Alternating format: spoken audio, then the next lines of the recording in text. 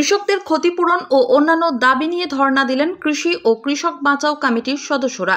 Curzon গেটের সামনে মঞ্চ বেঁধে তারা আন্দোলনে সামিল হন সকাল থেকেই।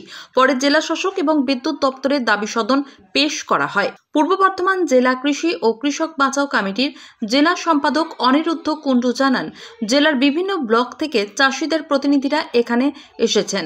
তাদের দাবিগুলির মধ্যে আছে জেলায় অকাল বর্ষণ ও প্রাকৃতিক দুর্যোগে ক্ষতিগ্রস্তদের ক্ষতিপূরণ দিতে হবে, তাদের কৃষি ঋণ ও বিদ্যুৎ বিল মুকুব করতে হবে, ধান ও আলুর সহায়ক মূল্য বাড়াতে হবে, প্রতি গ্রামে ধান কেনার ক্যাম্প করতে হবে, কৃষিতে স্মার্ট মিটার লাগানো চলবে না সহ 15 দফার দাবি নিয়ে এই আন্দোলন করা হয়।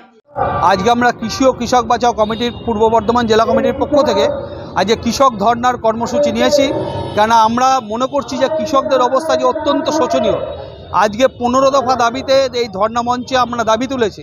দাবিগুলো হচ্ছে যে গত ডিসেম্বর মাসে যে ব্যাপক ক্ষয়ক্ষতি হয়েছে পূর্ব বর্ধমান জেলা সহ সারা রাজ্যে, এখানে সরকার 1 মাস অতিক্রান্ত হয়ে গেলে এখনও তারা ক্ষতিপূরণের কথা ঘোষণা করেনি। আমরা বলছি 30,000 টাকা বিঘা প্রতি ক্ষতিপূরণ ঘোষণা করতে হবে। কৃষি ঋণ কৃষকদের মকুব করতে হবে। কেন সরকার শিল্পপতিদের কোটি কোটি টাকা ছাড় দিচ্ছে, কৃষকদের ছাড় দিচ্ছে না, তাই আজকে কৃষকরা আত্মহত্যা করছে। আজকে ফসলের ন্যায্য দাম কৃষকরা পাচ্ছে না। আজকে দেখুন, আজকে সার কিনতে গিয়ে সারের ব্যাপক কালোবাজার হচ্ছে। পূর্ব বর্ধমান জেলার বিভিন্ন জায়গাতে সারের ব্যাপক কালোবাজার হচ্ছে।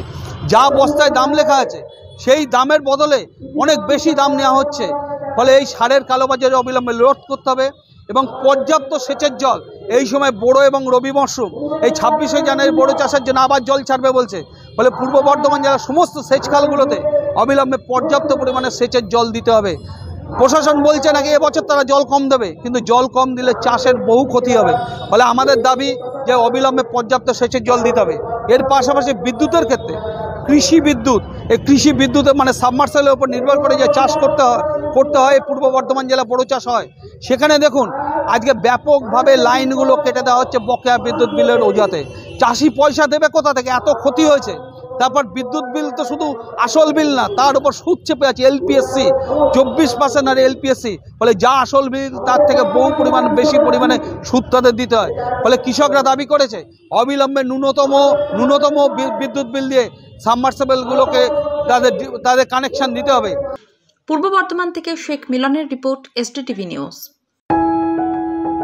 जब जीवन की हो नई शुरुआत तो श्री बालाजी फैशन है आपके साथ। ब्राइडल एथनिक वेयर के लिए आसनसोल में जाना माना नाम श्री बालाजी फैशन। दुल्हन के लिए खूबसूरत रंगों का लहंगा और आकर्षक गाउन, दुल्हन की बहन को खूबसूरत बनाए लहंगा फ्रॉक, दुल्हे के लिए मान्यवर के विविध रंगों वाले sherwani ethnic wear, fashionable men's suit से मिले दुल्हे के भाई को नया लुक, वेडिंग और पार्टी के लिए कढ़ाईदार बनारसी और सिल्क साड़ियाँ। तो देर किस बात की, आज ही आए श्री बालाजी फैशन, हर घर की पसंद। GT road, opposite Subhash cinema, Asansol.